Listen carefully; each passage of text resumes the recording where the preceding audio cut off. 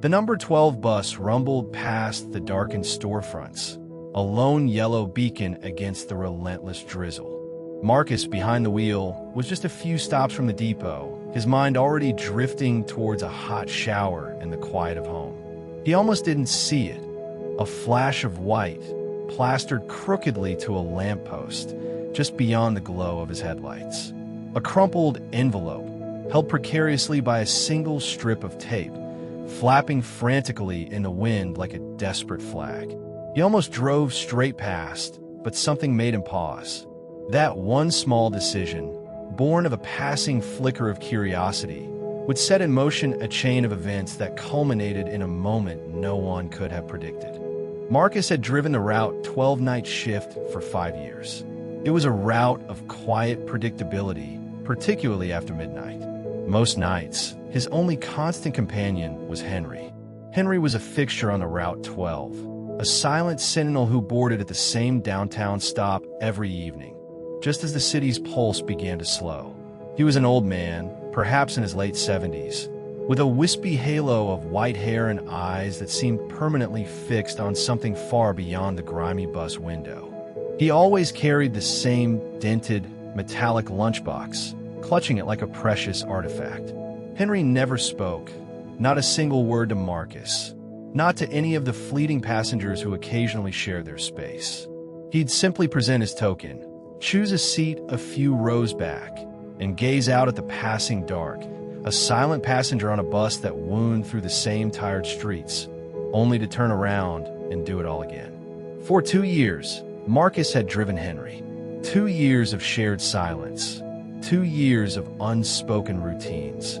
Marcus knew the slight slump of Henry's shoulders, the way his knuckles whitened around the lunchbox strap, the almost imperceptible sigh he'd sometimes let out as the bus made its final loop. Marcus often wondered about Henry's story.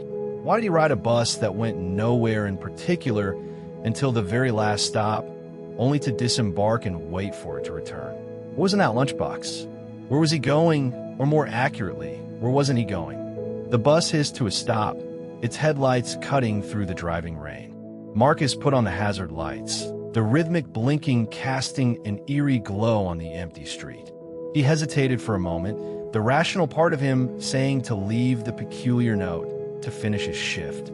But the nagging curiosity, spurred by the almost desperate flapping of the paper, won out. He pushed open the door, stepping out into the cold, damp air. The wind, it seemed, was determined to keep it secret. It tore at the envelope, nearly snatching it from his grasp as he wrestled it free from the damp, peeling tape. The paper felt cold and thin in his fingers, damp from the persistent drizzle. Back inside the warmth of the bus, Marcus peeled open the flap.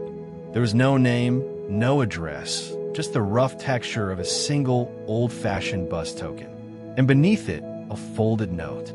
His eyes scanned the spidery handwriting for the man who rides alone. Whoever helps him ride free from now on, please just do it. He is not going anywhere. He is looking for someone. Marcus read it again, the words echoing in the sudden silence of the bus cabin. He is looking for someone. A chill that had nothing to do with the rain outside snaked down his spine. He glanced in his rearview mirror. Henry, as always, was sitting quietly, staring out. But now Marcus saw him differently. Was it true? Was Henry truly looking for someone, night after night, on this desolate route? A wave of profound sympathy and a strange sense of responsibility washed over Marcus. The next evening, when Henry boarded, Marcus simply waved him through. The token from the envelope remained tucked in his pocket, a silent promise. Weeks bled into months, each night deepening the quiet, unspoken pact between the driver and his most enigmatic passenger. Marcus, now fully invested, kept watch, unknowingly preparing for a night that would finally break the silence.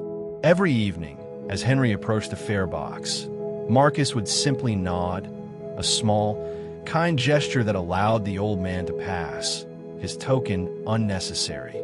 Marcus began to bring a thermos of hot coffee, leaving it on the seat behind him during the last loop, a silent offering that Henry would accept with an almost imperceptible nod. They never spoke, but a new current of understanding flowed between them. Marcus found himself studying Henry in the mirror now, truly seeing him. He noticed how Henry's eyes, usually fixed on the passing darkness, would subtly shift, a flicker of hope igniting, then dimming, with each new passenger who boarded. He'd lean forward, almost imperceptibly, his gaze searching, assessing, then falling back into that familiar, quiet despair. This wasn't just a man on a bus. This was a man on a quest, a silent vigil that had, by the note's implication, been going on for 2 years. 2 years, riding the same route, looking for a face that never appeared.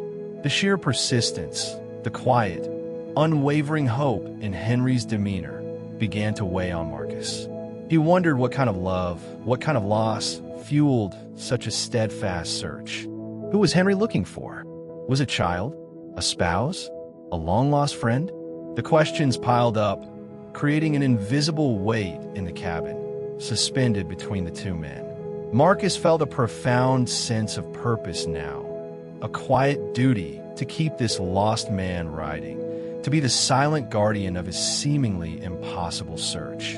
One particularly bleak, rainy evening, the kind that made the city lights blur into impressionistic smears, Marcus was approaching a deserted stop when he saw a figure huddled under the awning.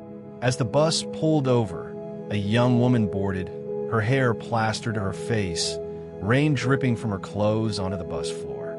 She looked exhausted, almost desperate. Her eyes, wide and searching, swept across the near-empty bus until they landed on Marcus. "Excuse me," she began, her voice hoarse. "I know this is a long shot, but have you seen an elderly man? My grandfather. He's been missing for 2 years.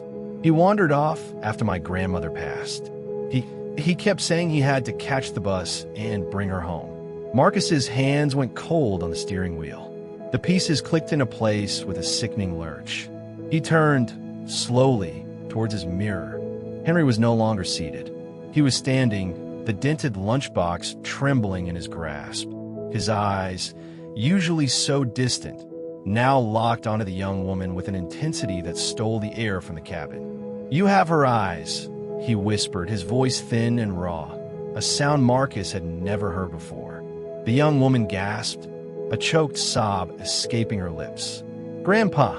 she cried, rushing forward. They embraced, a desperate, tearful reunion that filled the quiet bus with a raw, undeniable emotion. As Henry clung to his granddaughter, she reached into her own sodden coat pocket. She pulled out a crumpled, familiar-looking envelope. It was identical to the one Marcus had found on the lamppost, damp and slightly torn. "I've been leaving these," she explained, her voice thick with emotion, "at every bus stop on every route in the city. For 2 years, I just prayed a kind driver would see it and understand, that someone would keep him safe until I found him." Marcus felt a profound wave of understanding, a warmth spreading through him that chased away the cold of the night. He hadn't known her name or the full extent of her plight, but he had chosen kindness. And because of it, a family, lost for 2 long years, had finally found its way home on his Route 12. The quiet hum of the bus, the silent vigil of a bus driver, and the unwavering love of a granddaughter.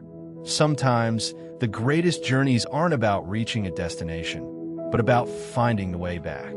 If this story touched your heart, consider subscribing for more tales of human connection and unexpected kindness. We'd love to hear your thoughts in the comments.